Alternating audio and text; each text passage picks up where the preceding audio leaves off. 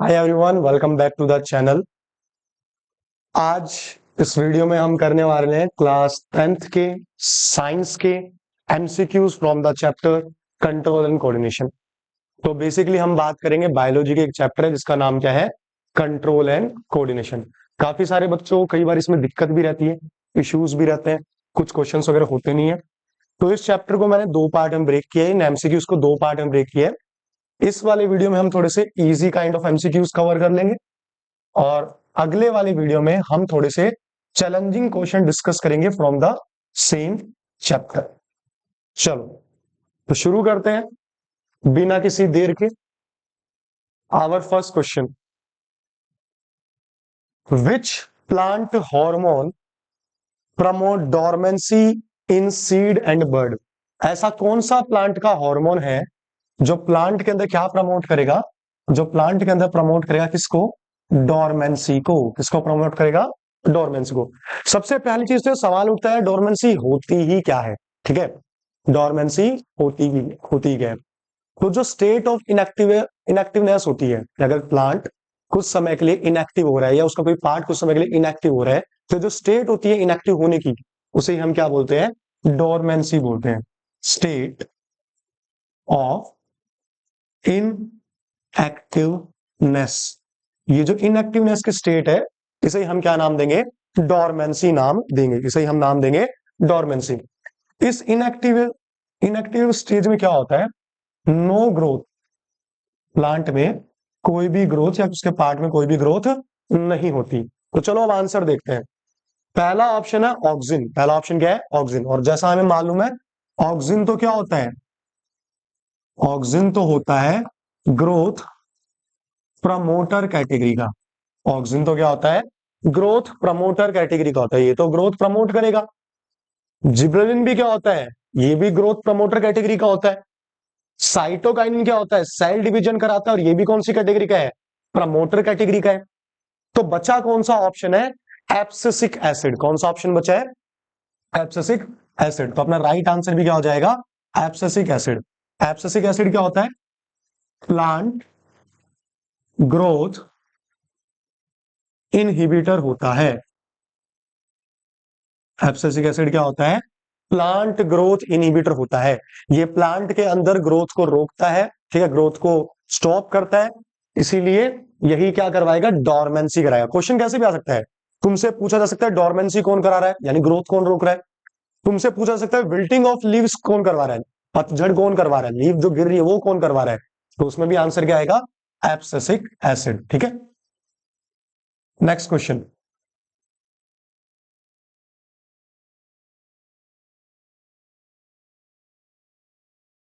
One second.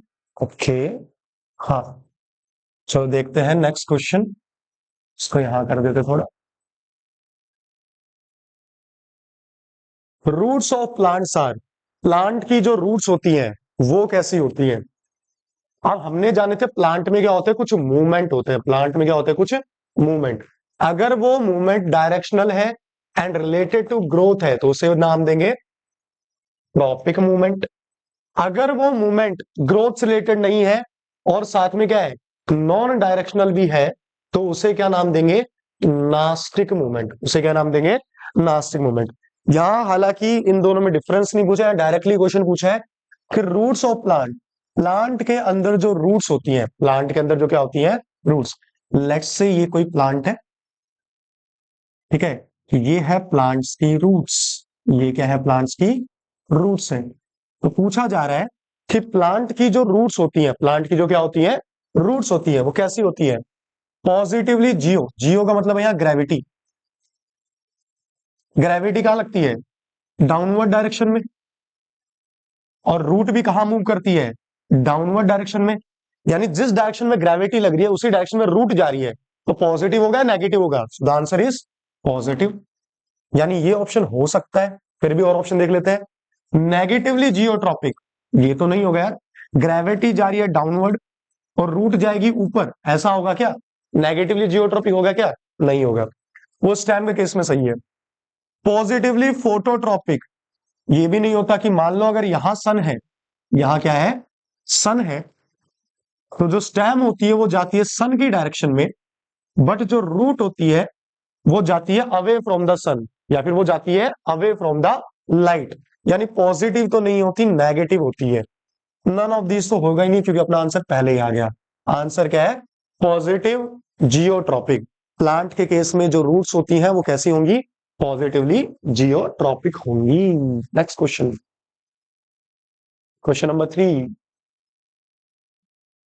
Response to, response of plant root, plant root का response toward the water, water के तरफ जो response हो रहा है, या फिर कह सकते हो movement of plant parts in response to water.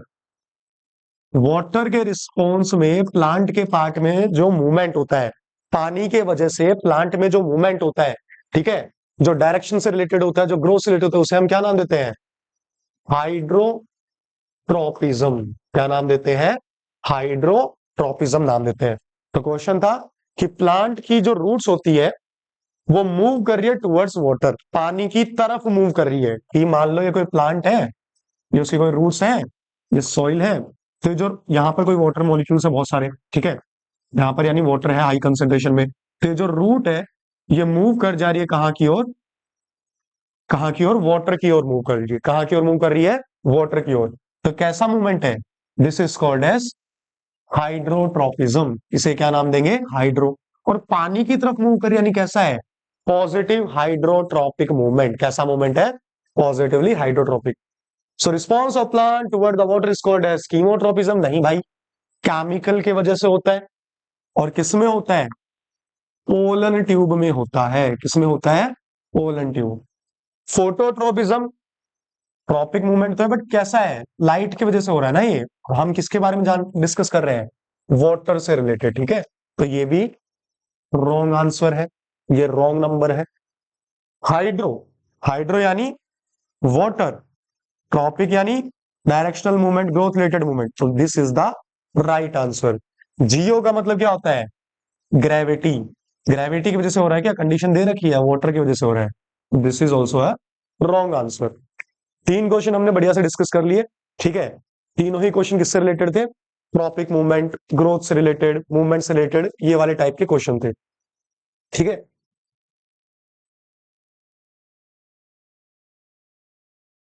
तीनों ही क्वेश्चन किससे रिलेटेड थे? ग्रोथ से रिलेटेड थे या फिर मूवमेंट से रिलेटेड थे। यानी ये वाला जो सेक्शन है अपने क्लास का या फिर अपने सिलेबस का, ये काफी इंपॉर्टेंट है। इससे डायरेक्टली एमसीक्यूज बन सकते हैं, तो इस पर थोड़ा ध्यान देना है।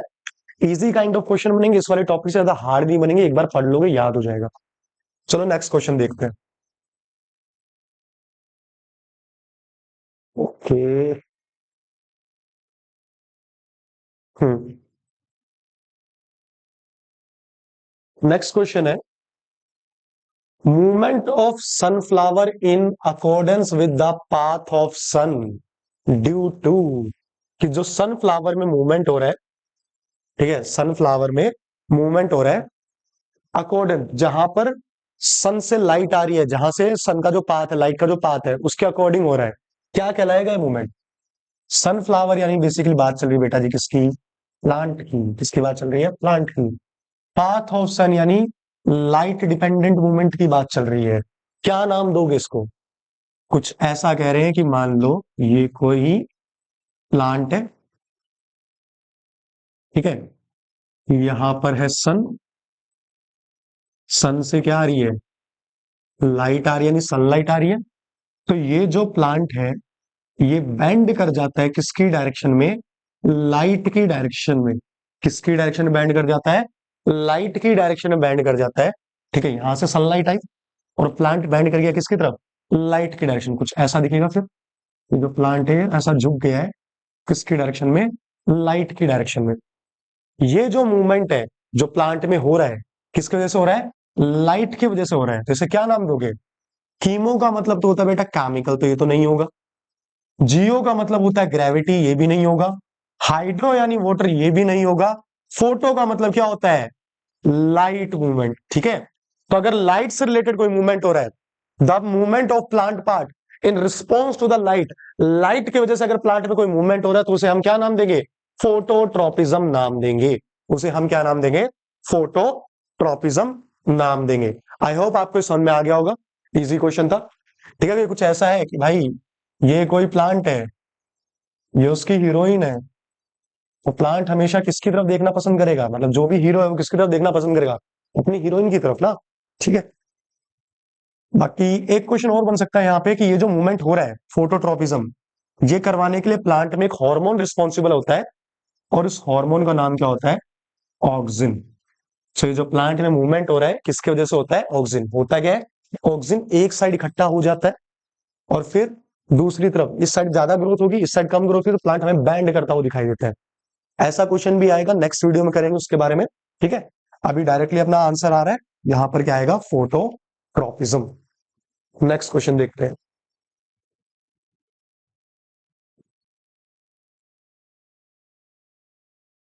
विच plant hormone promote cell division?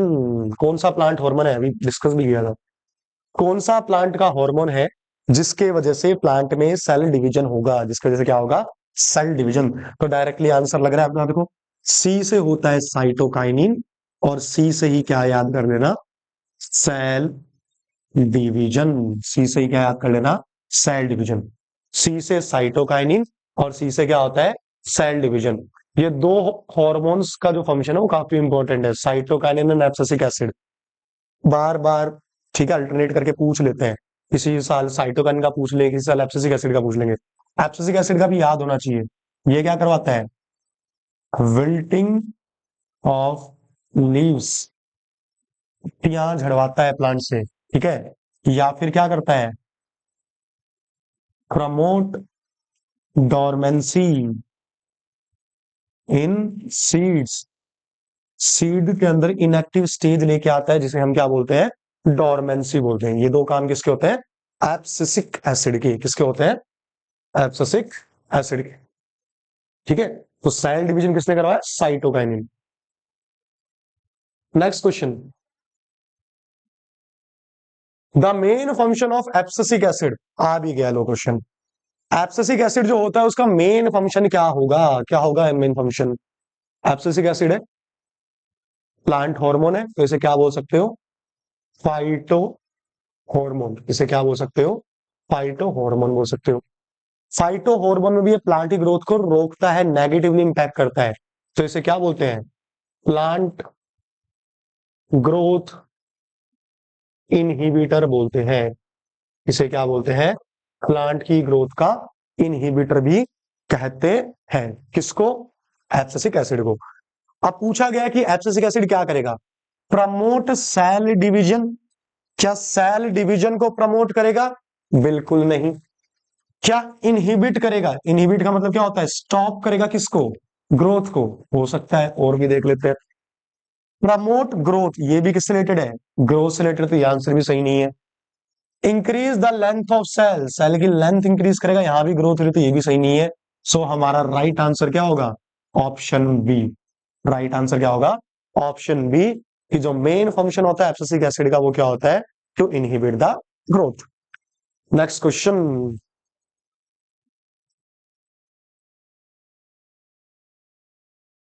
Fall of mature leaves and fruit from the plant.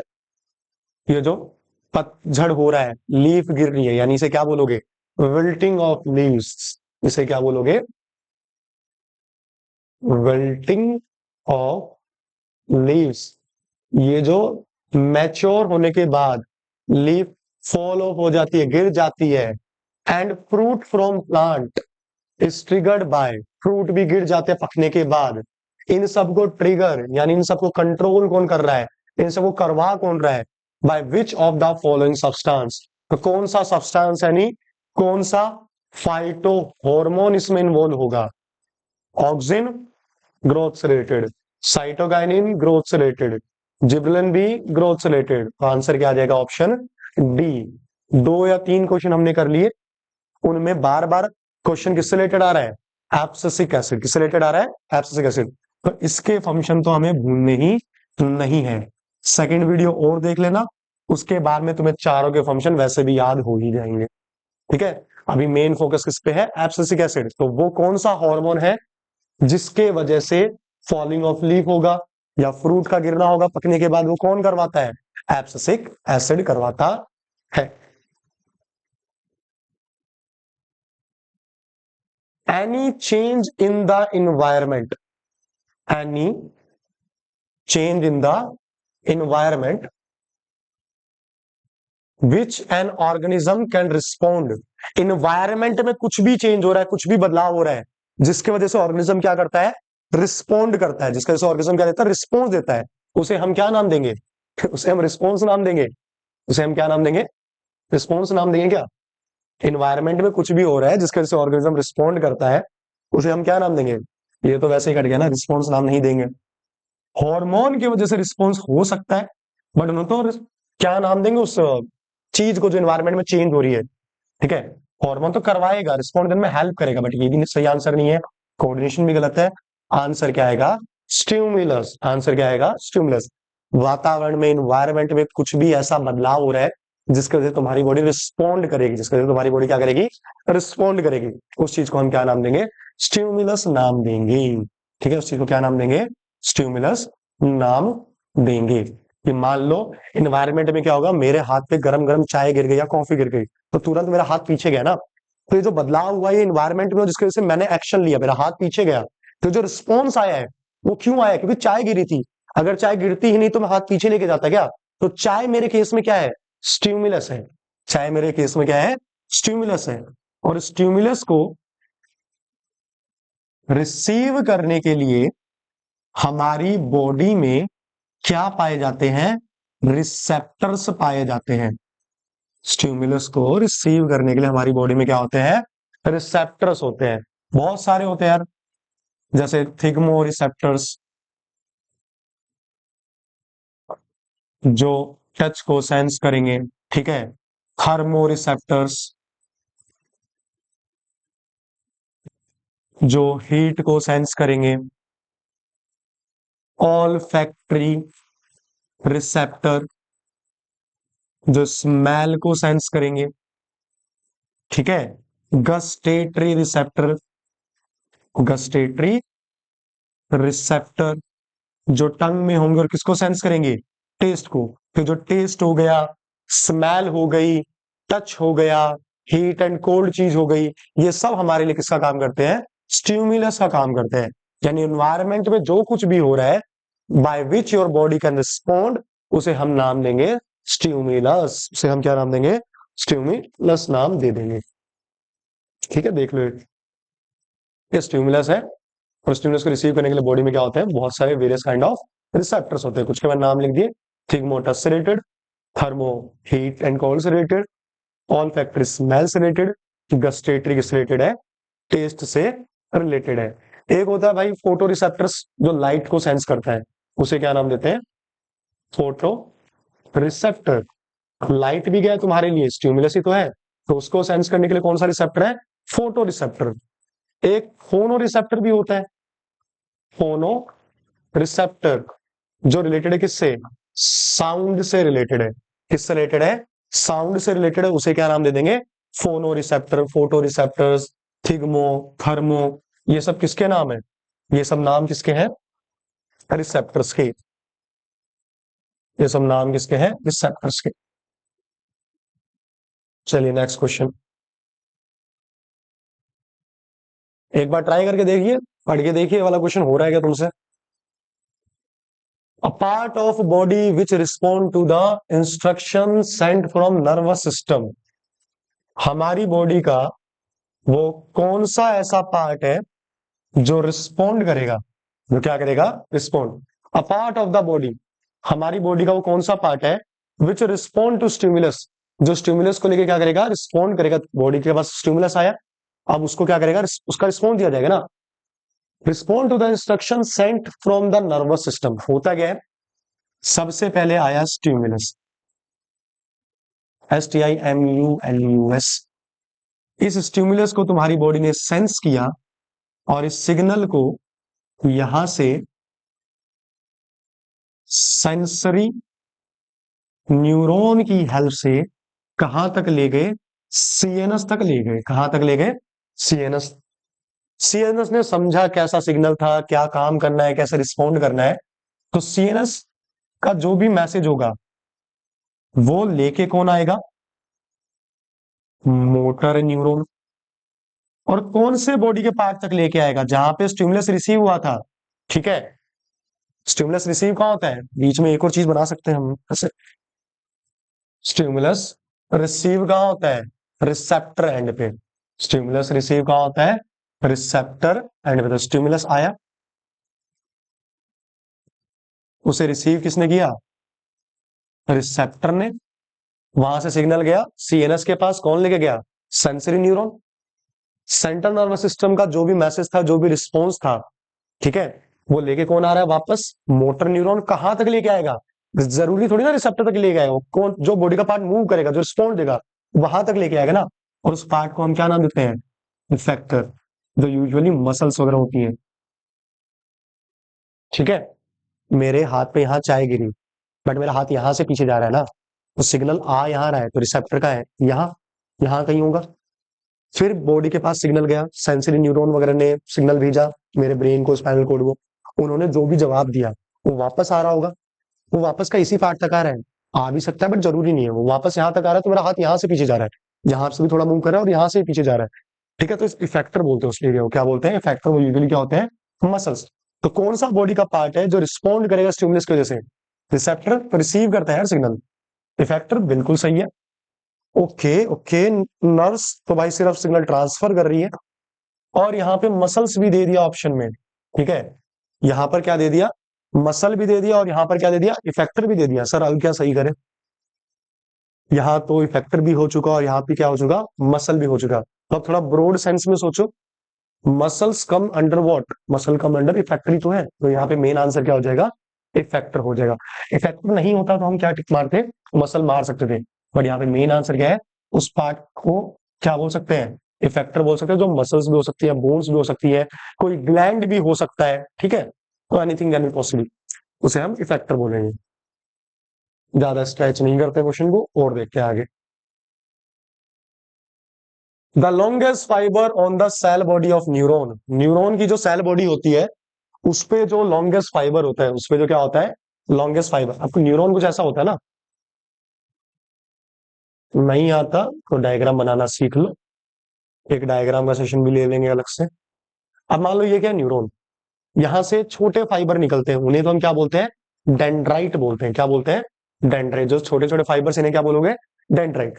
ये जो एक लंबा सा फाइबर निकला यहां पर, दिस वन, इसे हम क्या नाम देंगे, इस फाइबर को हम क्या नाम देंगे भाई, ये जो लॉन्गेस्ट फाइबर है, जो सिग्नल को, इसे क्या बोलते हैं, साइटोन।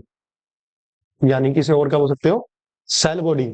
जो सिग्नल को साइटोन या सेल बॉडी से दूर लेके जाता है, carry the signal away from the साइटोन और सेल बॉडी। तो जो लंबा सा फाइबर होता है इसे क्या नाम देते हो, इसे ही क्या बोलते हैं, एक्सोन बोलते हैं। क्या बोलते हैं, एक्सोन। क्वेश्चन पूछा गया, the longest fibre on the cell body, ये सेल बॉडी है, इतना सा part, this one. Cell body में जो छोटे फाइबर्स हैं ये वाले, इन्हें क्या नाम दे रहे हो, डेंड्राइट। इन्हें क्या नाम दिया है, dendrite. So the longest fibre on the cell body, cell body पे जो लॉन्गेस्ट फाइबर होगा उसे क्या नाम दोगे बेटा जी, उसे हम नाम देंगे, लॉन्गेस्ट वाला फाइबर ये है ना, उसे क्या नाम दिया, एक्सोन। क्या उसे शीथ, भाई माइलिन शीथ होती है, बट वो एक्सोन के बाहर इंसुलेशन का काम करती है, बाहर की ओर होती है, यहाँ होती है। ठीक है, यहाँ क्या है, माइलिन शीथ है। ऐसे मैं इस माइलिन शीथ की बात नहीं कर रहा हूं, बात किसकी कर रहा हूँ, ये जो अंदर वाला पार्ट है, इसे क्या नाम दोगे, एक्सोन नाम देंगे। तो माइलिन शीथ भी नहीं है। साइटोप्लाज्म तो देखो यहाँ है यार, ये जो एरिया है ना, ये देखो बीच में तो न्यूक्लियस है, इसके सराउंडिंग में जो पार्ट है दैट इज कॉल्ड है साइटोप्लाज्म। तो साइटोप्लाज्म ही नहीं है। एक्सोन बिल्कुल सही है, डेंड्राइट गलत है। Answer is axon. तो लॉन्गेस्ट फाइबर न्यूरॉन का क्या कहलाता है, एक्सोन कहलाता है। Which nerve transmit impulse from the central nervous system toward muscle cell, ऐसा कौन सा न्यूरॉन है जो नर्व इंपल्स को ट्रांसमिट करेगा सेंट्रल नर्वस सिस्टम से मसल सेल तक। थोड़ी देर पहले ही देखा था यार, सबसे पहले स्टिमुलस है, सबसे पहले क्या होता है, सबसे पहले कौन आया, पहले मैं आया, सबसे पहले कौन आया, स्टिमुलस आया। ठीक है, अभी नहीं हटेगा क्या,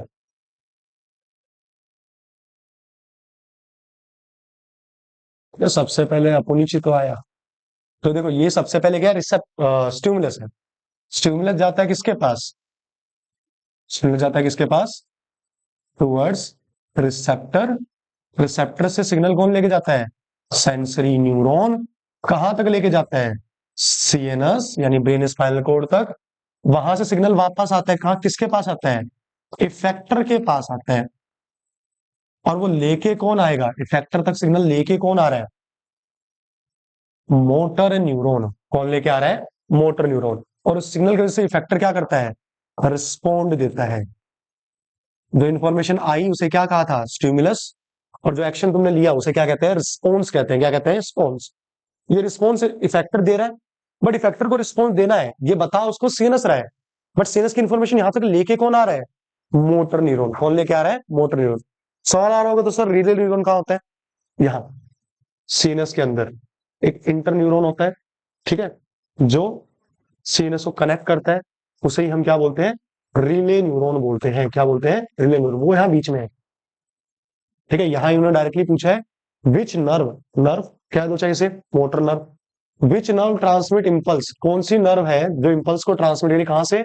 सीएनएस सेंट्रल नर्वस सिस्टम से कहां की ओर? मसल। मसल किसका एग्जांपल है? इफेक्टर। यानी इफेक्टर तक ट्रांसफर कौन कर रहा है? Motor nerve. So the right answer is option number B. Cranial nerve भी सही नहीं है, रीनल नर्व भी सही नहीं है, सेंसरी नर्व भी सही है। सेंसरी नर्व मैंने बता दिया, ये रहा सेंसरी नर्व, ये रहा मोटर नर्व, और सीनस के बीच में क्या होगा? यहाँ पे रिले नर्व, ठीक है, यानी रिले न्यूरॉन। क्रेनियल नर्व्स कहां से होंगी? देखो ये है ब्रेन, और ये है मान लो स्पाइनल कोड। ये क्या है? ब्रेन, और नीचे वाला पार्ट क्या है? Spinal code. ये बॉडी की मिड लाइन में होते हैं, सेंट्रल में होते हैं, तो इन्हें बोलते हैं सेंट्रल नर्वस सिस्टम। ब्रेन को और स्पाइनल कोड को मिला के क्या बोलते हैं? सेंट्रल नर्वस सिस्टम बोलते हैं। ब्रेन से कुछ नर्व फाइबर्स निकलते हैं। ब्रेन से क्या निकलते हैं? कुछ नर्व फाइबर निकलते हैं। और ऐसे कुछ नर्व फाइबर कहां से निकलते हैं? स्पाइनल कोड से। कहां से निकलते हैं? स्पाइनल कोड से निकलते हैं। ब्रेन से निकलने वाले नर्व फाइबर कहलाते हैं क्रेनियल नर्व। स्पाइनल कोड से निकलने वाले नर्व फाइबर क्या कहलाते हैं? स्पाइनल नर्व कहलाते हैं। स्पाइनल नर्व कितनी होती है? 31 पेयर होती है। क्रेनियल नर्व कितनी होती है? 12 पेयर्स में होती है। ये भी याद कर लेना कि ब्रेन से निकलने वाले नर्व क्या कहलाते हैं? क्रेनियल नर्व कहलाते हैं। स्पाइनल कोड से निकलने वाले क्या कहलाते हैं? स्पाइनल नर्व कहलाते हैं। ठीक है, तो यहाँ पे तो वो पूछा ही नहीं है ना, यहाँ पे डायरेक्टली पूछा गया तो लेके कौन आएगा, तो आंसर अपना हो गया कौन सा? मोटर नर्व्स या motor neuron, option number B. Next question भाई।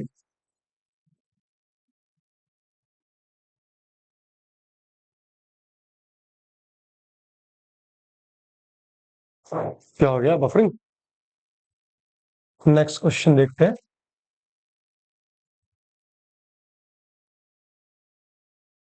अ microscopic gap between a pair of adjacent neuron. दो अगल बगल में न्यूरॉन है, ठीक है। मेरे पास तो ये है, मान लो एक न्यूरॉन ये है और एक न्यूरॉन ये है, तो इस न्यूरॉन और इस न्यूरॉन के बीच में एक माइक्रोस्कोपिक छोटा सा गैप दिखाई दे रहा है, ये वाला। इस माइक्रोस्कोपिक गैप को हम क्या नाम देंगे? ठीक है, ये जो दो न्यूरॉन्स है इनके बीच में जो माइक्रोस्कोपिक गैप है, छोटा सा गैप है यहाँ पे बीच में, इस गैप को हम क्या नाम देंगे? इस गैप को हम नाम देते हैं साइनेप्स। ठीक है, this gap is called as synapse. ये गैप क्या कहलाएगा? साइनेप्स कहलाएगा। ठीक है, ये एक न्यूरॉन है, ये उसका एक्सॉन है। ये दूसरा न्यूरॉन है जिसका एक्सॉन यहां से डेंड्राइट निकल गई। सेल बॉडी बना देते हैं, बहुत इजी। ये नर्व एंडिंग होगी इसकी, ये यहाँ पे नर्व एंडिंग होगी। अब दो न्यूरॉन के बीच में जो छोटा सा गैप बन रहा है, छोटा सा क्या बन रहा है? गैप बन रहा है किसके बीच में? बिटवीन टू एडजेसेंट, अगल बगल में ना दो न्यूरॉन, तो इनके बीच में जो गैप बना है, कौन से वाला? ये वाला। इसे ही हम क्या नाम देंगे? साइनेप्स नाम देंगे। इसे ही हम क्या नाम देंगे? साइनेप्स नाम देंगे। और याद रखना बेटा, अगर ये जो गैप है बहुत कम है, अगर ये जो गैप है, अगर ये जो क्या है? गैप है, कुछ समझाने के लिए नहीं है कि कोई ऑब्जेक्ट मान लेते हैं, इसको ले लेते हैं। अगर ये जो गैप है इन दोनों न्यूरॉन्स के बीच का, वो गैप क्या बहुत कम है, वो गैप क्या बहुत कम है, तो इस न्यूरॉन से अगले न्यूरॉन पे जो सिग्नल जाता है वो इलेक्ट्रिकल फॉर्म में ही ट्रेवल कर जाता है। ऐसे सिनेप्स को हम नाम देंगे इलेक्ट्रिकल सिनेप्स। क्या नाम देंगे? Electrical synapse. अगर गैप क्या है? वेरी स्मॉल है, तो ऊपर से जो सिग्नल आया था वो इलेक्ट्रिकल फॉर्म में आया था, और इसको क्रॉस करके भी कैसे निकलेगा? गैप को क्रॉस करके भी कौन सी फॉर्म में निकल रहा है? इलेक्ट्रिकल फॉर्म में निकल रहा है। ऐसे सिनेप्स को हम क्या नाम देंगे? इलेक्ट्रिकल। लेकिन अगर ये जो दो न्यूरॉन्स के बीच का जो गैप है और ये बहुत ज्यादा है या फिर कंसीडरेबल गैप है, तो इस गैप को हम नाम देंगे केमिकल सिनेप्स। क्या नाम देंगे? Chemical synapse. अगर ये गैप क्या है? ज्यादा है, तो इस गैप को क्या नाम देंगे? केमिकल सिनेप्स नाम देंगे। आई होप आपको बात समझ में आ रही है। गैप ज्यादा है, देखो गैप है तो बस, अगर यहाँ गैप है तो इसे क्या नाम देंगे? सिनेप्स। गैप बहुत कम है, तो जो सिग्नल है वो डायरेक्टली इलेक्ट्रिक फॉर्म में ही जंप कर जाता है, तो इसे नाम देंगे इलेक्ट्रिकल सिनेप्स। गैप है बट थोड़ा कंसिडरेबल है, ज्यादा है, तो इसे हम नाम देंगे केमिकल सिनेप्स। क्या नाम देंगे? केमिकल। तो सिनेप्स भी दो तरह के होते हैं, एक होता है इलेक्ट्रिकल सिनेप्स और एक क्या होता है? Chemical synapse. बेसिकली क्वेश्चन बस इतना ही था कि दो एडजेसेंट न्यूरॉन के बीच का जो गैप है उसे क्या नाम देंगे, तो आंसर अपना डायरेक्टली हो ही गया। उसे हम नाम देंगे सीनैप्स नाम दे देंगे। क्या नाम दे देंगे? सीनैप्स। चलिए जी नेक्स्ट क्वेश्चन देखते हैं। Give the missing term. Missing term आपको बतानी है, बट कहां से बतानी है? कुछ है ही नहीं। अच्छा, वो क्वेश्चन है जिसमें मेरे को इमेज इंक्लूड करनी थी, but due to the time constraint मैं नहीं कर पाया वो इमेज। तो मैं यहाँ पर जो भी इमेज थी वो डायरेक्टली यहाँ पर शो कर देता हूँ, ड्रॉ कर देता हूँ। ठीक है, दिस इज द इमेज। यहाँ थोड़ा सा ड्रॉ कर लेते हैं, 1 सेकेंड।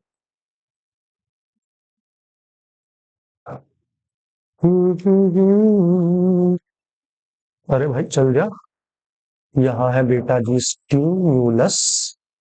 स्टिम्युलस के बाद यहाँ दे रखा है, अरे यार वही डायग्राम जो अपन बार बार बना रहे थे। यहाँ लिखा है रिसेप्टर।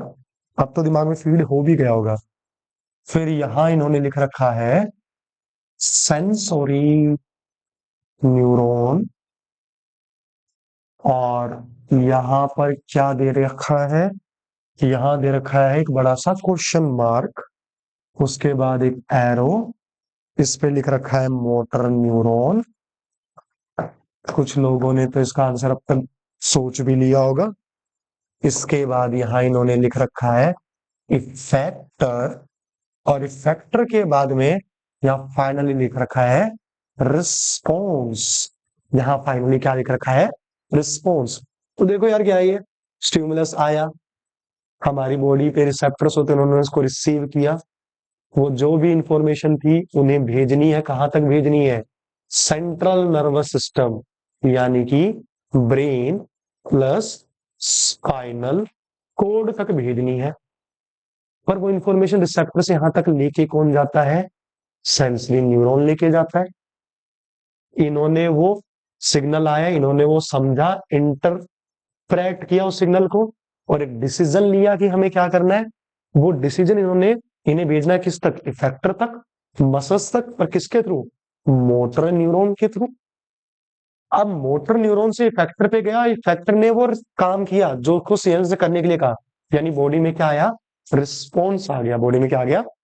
रिस्पॉन्स। पूछा गया गिव द मिसिंग टर्म, बस ये नहीं बना रखा था ना, यहाँ बता नहीं रखा था यहाँ क्या आएगा। क्या है? स्पाइनल कोड आएगा, आ सकता है। क्या यहाँ ब्रेन आएगा? क्या यहाँ क्रेनियल नर्व आएगा? या यहाँ रिले नर्व्स आएगा? ठीक है, गिव द मिसिंग टर्म। तुम्हें क्या बतानी है बेटा जी? मिसिंग टर्म बतानी है कि यहाँ पर क्या आएगा। ठीक है, what will be the missing term? क्या यहाँ स्पाइनल कोड आएगा? क्या ब्रेन आएगा? या क्रेनियल नर्व्स आएंगे? या फिर यहाँ पर क्या आएगा? रिले नर्व्स आएंगे? So what will be the right answer? Give the missing term. Diagram में था सेंसरी न्यूरॉन, मोटर न्यूरॉन। ठीक है, stimulus, response, effector.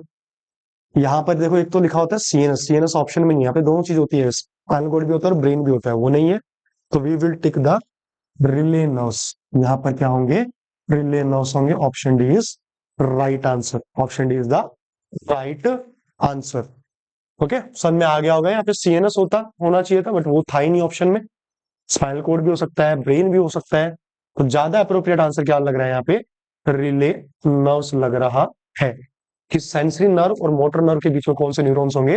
Relay neurons होंगे, रिले नर्व्स होंगे।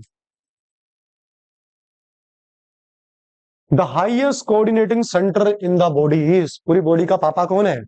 ठीक है, पूरी बॉडी के अंदर सारी एक्टिविटी कंट्रोल कौन कर रहा है? तो ही इज द पापा of body. Oggy and the cockroach में देखा है ना, मैं इस दुनिया का पापा हूँ, मतलब मैं नहीं हूं, ऐसा जैक बोलता है।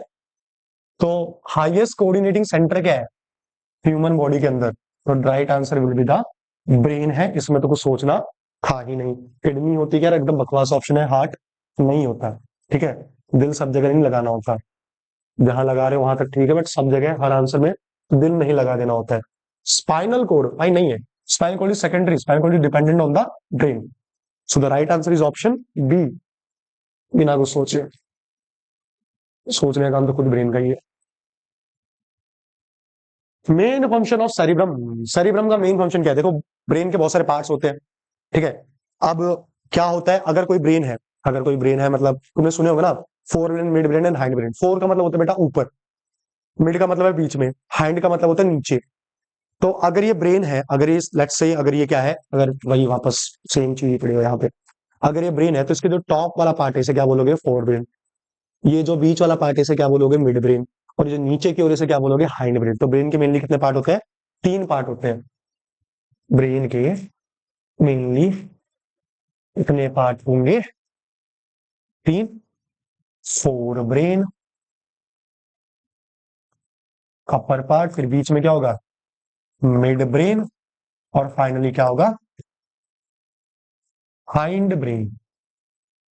ठीक है, हाइंड ब्रेन के भी तीन पार्ट होते हैं, pons, medulla and cerebellum. Cerebellum वाला भाई बढ़िया से याद करना, इसका फंक्शन पूछते हैं। फोर ब्रेन का भी कौन सा पार्ट होता है भाई? एक तो होता है हाइपोथैलेमस,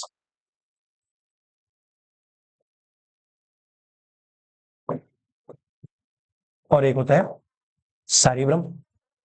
अब सवाल देख लेते हैं, मेन फंक्शन ऑफ सेरिब्रम, इसका फंक्शन पूछा है क्योंकि फोर ब्रेन का पार्ट है। सेरिब्रम का सबसे लार्जेस्ट पार्ट है ब्रेन का, तो सेरिब्रम का फंक्शन क्या है? सोचना, हियरिंग, मेमोरी, या balancing. What will be the function of the cerebrum? Cerebrum का फंक्शन क्या होगा? सोचने का काम है, सुनने का काम है, मेमोरी से रिलेटेड है, या बैलेंसिंग? तो right answer will be the memory. ठीक है, cerebrum is related to the memory. अगर यही सेरिबैलम होता, यही क्या होता? सेरिबैलम होता, तो आंसर किस पे टिक करते हम? बैलेंसिंग ऑफ द बॉडी पे टिक कर देते।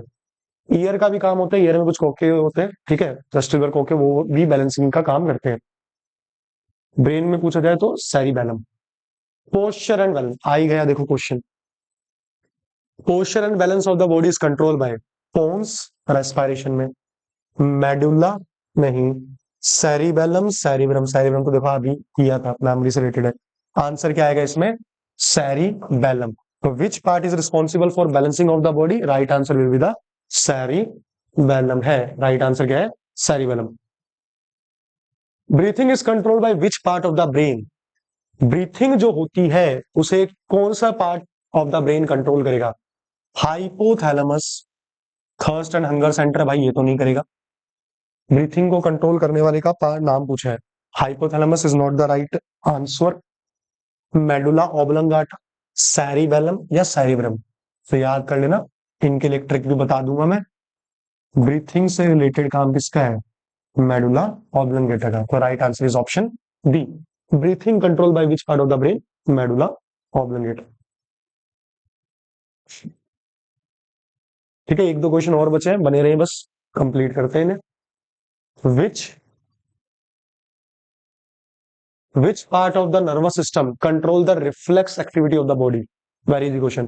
ब्रेन का एज सच कोई डायरेक्ट इन्वॉल्वमेंट नहीं होता है किसके अंदर? रिफ्लेक्स एक्शन के अंदर। ठीक है, ब्रेन डायरेक्टली इन्वॉल्व नहीं होता है रिफ्लेक्स एक्शन के अंदर। एक बार होने के बाद जरूर ब्रेन को अपडेट किया जाता है क्या हुआ था बॉडी में, बट ब्रेन मेनली इन्वॉल्व नहीं है। तो मेनली रिफ्लेक्स एक्शन के दौरान कौन काम करता है? जो सडन रिस्पॉन्स आता है बॉडी का टू द स्टिमुलस, अचानक से होने वाला रिस्पॉन्स, ठीक है, इनवॉलेंट्री काइंड ऑफ, वो किसके वजह से आते हैं?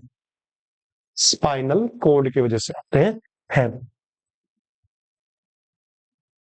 Which of the following actors both endocrine and exocrine gland, इनमें से कौन सा ऐसा ग्लैंड है जो डबल ड्यूटी कर रहा है, जो बेसिकली क्या कर रहा है? डबल ड्यूटी कर रहा है।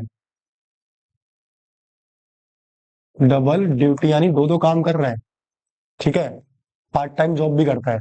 ऐसा कौन सा ग्लैंड है जो डबल ड्यूटी कर रहा है? तो which of the following gland actors both endocrine, जो एंडोक्राइन की तरह बिहेव कर रहा है, यानी अपना जो भी सिक्रीशन है उसे ब्लड में ड्रॉप कर रहा है, और एक्सोक्राइन यानी अपना जो भी सिक्रीशन किसके थ्रू भेज रहा है? डक्ट के थ्रू भेज रहा है। जो बेसिकली होते क्या चीज है, क्या होते हैं वो सिक्रीशन? एंजाइम्स। और यहां वो सिक्रीशन क्या कहलाते हैं? हॉर्मोन्स। यानी जो हॉर्मोन्स भी बना रहा है, जो एंजाइम्स बना रहा है, जिसके पास डक्ट है भी और जिसके पास बिना डक्ट के भी काम हो रहा है, ब्लड की हेल्प से भी काम हो रहा है, ऐसा कौन सा ग्लैंड है? सो the right answer is pancreas. Pancreas को हम बोलते हैं मिक्सोक्राइन ग्लैंड। क्या बोलते हैं? मिक्सोक्राइन ग्लैंड, या इसे हम बोलते हैं कंपाउंड ग्लैंड, या इसे हम बोलते हैं हेटेरोक्राइन, जो कि मिक्सचर है, तो हेटेरोक्राइन ग्लैंड। तो पैनक्रियास ही वो ग्लैंड है जो एंडोक्राइन की तरह भी काम करेगा, जो एक्सोक्राइन की तरह भी काम करेगा, ठीक है, जो हॉर्मोन्स भी बनाएगा और जो एंजाइम्स बनाएगा। तो सो the right answer is pancreas. Right answer is pancreas. हो गया। चलो, identify which of the following statement about thyroxine is incorrect. Thyroxine से रिलेटेड कौन सा जवाब इनकरेक्ट है? इनमें से कौन सा स्टेटमेंट इनकरेक्ट है? तो हमें पता है थायरोक्सिन क्या होता है, एक हार्मोन होता है। थायरोक्सिन क्या, एक हार्मोन है। किससे रिलेटेड है? Metabolism of carbohydrate, protein and fat का इसका काम होता है, ठीक है, इस थायरोक्सिन का। ठीक है, ये क्या करवाता है? मेटाबॉलिज्म करवाता है, किसका? कार्बोहाइड्रेट, प्रोटीन और फैट का करवाता है। फिर पूछा गया identify which of the following, ठीक है, और क्या, आप चलो इससे रिलेटेड इन्फॉर्मेशन देता हूं तुम थोड़ी और। बनाता कौन है थायरोक्सिन हार्मोन? थायराइड ग्लैंड बनाता है। कौन बनाता है? Thyroid gland. और ये बनाने के लिए इसको क्या चाहिए? आयोडीन चाहिए। ये बनाने के लिए इसको क्या चाहिए? आयोडीन। तो which of the following statement पूछा है, क्या पूछा है? इनकरेक्ट पूछा है, गलत पूछा है भाई, इन चीजों में ध्यान देना। करेक्ट पूछा है या इनकरेक्ट पूछा है? Thyroid gland require iodine to synthesise thyroxine. Thyroid gland को आयोडीन चाहिए होता है थायरोक्सिन बनाने के लिए। चाहिए होता है क्या? क्या थायराइड ग्लैंड को आयोडीन की रिक्वायरमेंट होती है टू प्रोड्यूस द थायरोक्सिन? बिल्कुल होती है भाई। इन्होंने तो इनकरेक्ट पूछा ना, ये तो गलत है। Thyroxine is also called thyroid gland. Thyroxine is also called thyroid hormone. Thyroxine को थायराइड हार्मोन बोलते हैं। हाँ, थायराइड ग्लैंड बना रहा है, थायराइड हार्मोन ही बोलोगे ना। Thyroxine it regulate protein, carbohydrate, fat metabolism. Protein, carbohydrate, fat तीनों का मेटाबॉलिज्म रेगुलेट करता है। Iron is essential for the, यही है वो गलत ऑप्शन भाई, ठीक है। थायराइड का असली माल क्या है? असली माल है आयोडीन। थायराइड के लिए माल क्या है? आयोडीन है। आयरन नहीं चाहिए होता है थायरोक्सिन बनाने के लिए। आयरन चाहिए होता है ब्लड को। किसको चाहिए होता है? ब्लड को चाहिए होता है, या फिर ब्लड में चाहिए होता है क्या बनाने के लिए? हीमोग्लोबिन प्रोड्यूस करने के लिए, ठीक है। Iron is a important part of haemoglobin, not the part of thyroxine. तो अगर हीमोग्लोबिन बनाना है, आरबीसी बनाना है, तो उसके लिए हमें क्या चाहिए? आयरन चाहिए। थायरोक्सिन को क्या चाहिए? आयोडीन। तो गलत ऑप्शन ढूंढना था, गलत ऑप्शन क्या? Option D. The secretion of which hormone lead to the physical change in the body when you are 10 to 12। जब तुम 10 से 12 की उम्र के हो तो तुम्हारी बॉडी में बहुत सारे बदलाव आते हैं। तूफानी अवस्था जिसे कहते हैं, ठीक है, जिसमें तुम्हारे अंदर फीलिंग ऑफ रेज, बदले की भावना आती है, ठीक है, तुम थोड़े से सेल्फ सेंट्रिक हो जाते हो, थोड़े से ईगोइस्ट हो जाते हो, तुम्हें कोई थोड़ा सा भी कुछ कह दे तो गुस्सा सर पे चढ़ जाता है, ठीक है। सो कई बार होता है ना कि बच्चे टीचर का मतलब ऑर्डर फॉलो नहीं कर रहे होते, तो टीचर्स को बहुत ज्यादा गुस्सा आता है कि भाई बच्चा मेरी बात कैसे नहीं मानना। लेकिन एट द सेम टाइम हमें भी थोड़ा समझना चाहिए कि वो एज ही ऐसी होती है ना, बच्चे थोड़े से इगोइस्ट हो जाते हैं। Egoist, I am not saying in a bad way, वो बस होता है, it is just a stage of development. Development की बस एक स्टेज होती है। तो उससे रिलेटेड क्वेश्चन है, the secretion of which hormone, कौन सा हार्मोन होता है जो बॉडी में बहुत सारे चेंज आता है, उस स्टेज को बोलते क्या है? स्टेज ऑफ एडोलेसेंस, एडोलेसेंस बोलते हैं, ठीक है, या प्यूबर्टी की एज बोलते हैं, या तूफानी अवस्था, जो भी बोलते हैं हिंदी में। तो वो एज, जो एडोलेसेंट चेंजेस आ रहे हैं बॉडी में, जो चेंजेस आ रहे हैं, हार्मोनल चेंजेस भी आ रहे हैं, रिप्रोडक्टिव चेंजेस भी आ रहे हैं, ये सब करवाने के लिए हार्मोन रिस्पॉन्सिबल होता है। कौन होता है? Estrogen from testis and testosterone from ovary. Estrogen testis से निकलता है? नहीं भाई, टेस्टिस तो मेल में होती है और ईस्ट्रोजन फीमेल हार्मोन है। करवाने के लिए रिस्पॉन्सिबल होते हैं सेक्स हॉर्मोन्स, ठीक है, बट सही ऑप्शन देखना है हमें। Estrogen from adrenal, adrenal gland से तो एड्रिनल निकलेगा यार, ये तो गलत है वैसे ही। टेस्टोस्टेरोन यानी मेल हार्मोन निकला टेस्टिस, हाँ, मेल गोनैड से, और ईस्ट्रोजन निकला ओवरी से, बिल्कुल सही है। फिर भी देख लेते हैं, टेस्टोस्टेरोन थायराइड ग्लैंड, अभी देखा था थायरोक्सिन हार्मोन। बकवास कर रहा है, हमका सिखा रहा है, ठीक है। सो राइट आंसर क्या है इसका? ऑप्शन नंबर सी है। मे बी ये शायद ये लास्ट क्वेश्चन होगा, देख लेते हैं। विच gland secrete the growth hormone? कौन सा ग्लैंड होता है जो ग्रोथ हार्मोन सिक्रीट करता है? तो ग्रोथ हार्मोन बनाने वाले ग्लैंड का नाम हमें मालूम है। ग्रोथ हार्मोन बनाने वाले ग्लैंड का नाम क्या है? Pituitary gland. क्या नाम है? ऐसा कौन सा ग्लैंड है बेटा जी जो क्या बनाएगा? ग्रोथ हार्मोन बनाएगा, ठीक है। ऐसा कौन सा ग्लैंड है जो ग्रोथ हार्मोन बनाएगा? तो इसे हम क्या बोलते हैं? Thyroid, adrenal, hypothalamus. आंसर क्या है? पिट्यूटरी ग्लैंड, जो क्या बनाएगा? ग्रोथ हार्मोन बनाएगा। पिट्यूटरी ग्लैंड को हम मास्टर ग्लैंड भी बोलते हैं, क्योंकि बॉडी में बाकी जितने भी ग्लैंड है, टेस्टिस, ओवरी, एड्रिनल, थाइमस, ठीक है, थायराइड, इन सबको कंट्रोल कौन करता है? पिट्यूटरी। और पिट्यूटरी को भी कौन कंट्रोल करता है? हाइपोथैलेमस। तो इसे बोलते हैं master of, master gland. Basically pituitary gland सबका पापा है, सारे ग्लैंड्स का पापा है, बट हर पापा का भी एक पापा होता है, हर बाप का भी एक बाप होता है। तो पिट्यूटरी का भी पापा कौन है? पिट्यूटरी का भी मास्टर कौन है? हाइपोथैलेमस। कंफ्यूज मत होना, इसमें सिर्फ इतना पूछा ग्रोथ हार्मोन कौन बनाएगा, आंसर अपना pituitary gland. A diabetic patient suffer from the deficiency of which hormone? Diabetic patient के अंदर कौन से हार्मोन की कमी हो जाती है? तो देखो यार, हमारी बॉडी में क्या था? हमारी बॉडी में बेसिकली एक ग्लैंड होता है जिसका नाम है पैनक्रियास, जो दो तरह के हार्मोन बनाता है। एक का नाम होता है इंसुलिन और दूसरे का नाम होता है ग्लूकेगोन। इंसुलिन क्या करता है? डिक्रीज करता है ब्लड शुगर लेवल या glucose level, decrease blood sugar level. Glucagon इसके अपोजिट करता है, ये इंक्रीज करता है ब्लड का शुगर लेवल, ये ब्लड का शुगर लेवल बढ़ाता है और इंसुलिन कम करता है। पूछा गया जिसको डायबिटीज होती है उसमें कौन सी कमी होगी? डायबिटीज है यानी उसकी बॉडी में शुगर का लेवल यानी कि ग्लूकोज का लेवल बहुत ही ज्यादा क्या हो रखा है? इंक्रीज हो रखा है। क्या हो रखा है? इंक्रीज। अगर ग्लूकोज का लेवल इंक्रीज है यानी किसने अपना काम नहीं किया? इंसुलिन ने अपना काम नहीं किया। इंसुलिन का काम था ना ग्लूकोज कम करना, शुगर कम करना। डायबिटीज पेशेंट में ग्लूकोज ज्यादा होती है, शुगर ज्यादा होती है, जो कि कम करवाने का काम किसका था? इंसुलिन। वो नहीं कर पाया तभी तो ज्यादा है। तो डायबिटिक पेशेंट में किसकी कमी है? थायरोक्सिन की? नहीं। टेस्टोस्टेरोन? नहीं। Insulin is the right answer. Option number D is the right answer. Which part of the following endocrine gland does not exist in pair? इनमें से कौन सा एंडोक्राइन ग्लैंड ऐसा है जो पेयर में नहीं होता? टेस्टिस मेल में होती है एंड पेयर में होती है left and right testis. Adrenal gland superior part of kidney पे प्रेजेंट होता है, यानी किडनी के जस्ट ऊपर होता है ऐसा। ये वाले जो ग्लैंड है ना, ये भाई अच्छा लग रहा है कलर करके, ठीक है, शुरू मजबूरी में किया था, मजा आ रहा है। देखो ये जो ग्लैंड होते हैं ना, इन्हें हम नाम देते हैं एड्रिनल ग्लैंड। ये भी किसमें है? पेयर में है, जो किडनी के जस्ट ऊपर है। ओवरी भी किसमें होती है?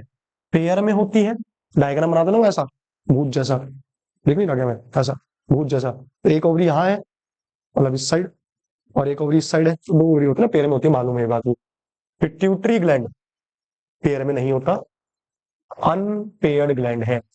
पिट्यूटरी ग्लैंड क्या है? Unpaired. Right answer is option C, which is also called as pituitary gland.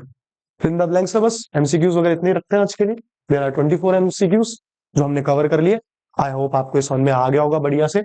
अगर आपको कोई भी दिक्कत है तो आप मेरे से पूछ सकते हो, कमेंट कर सकते हो। I will explain once again. ये फर्स्ट वीडियो था कंट्रोल एंड कोऑर्डिनेशन का। इसके बाद में हम सेकंड वीडियो के ऊपर डिस्कस करेंगे, ठीक है। वो करने के बाद में ऐसा कोई भी एमसीक्यू नहीं होगा, ऐसा कोई भी शॉर्ट क्वेश्चन नहीं होगा इस चैप्टर का जो आपसे नहीं होगा। ये सिर्फ हमारा वार्म अप सेशन था, जिसमें हमने थोड़े से बेसिक क्वेश्चन दिए थे। नेक्स्ट क्लास में हम थोड़े से एडवांस लेवल ऑफ क्वेश्चन देखेंगे। सो थैंक यू, बने रहिए, देखते रहिए लेक्चर, पढ़ते रहिए।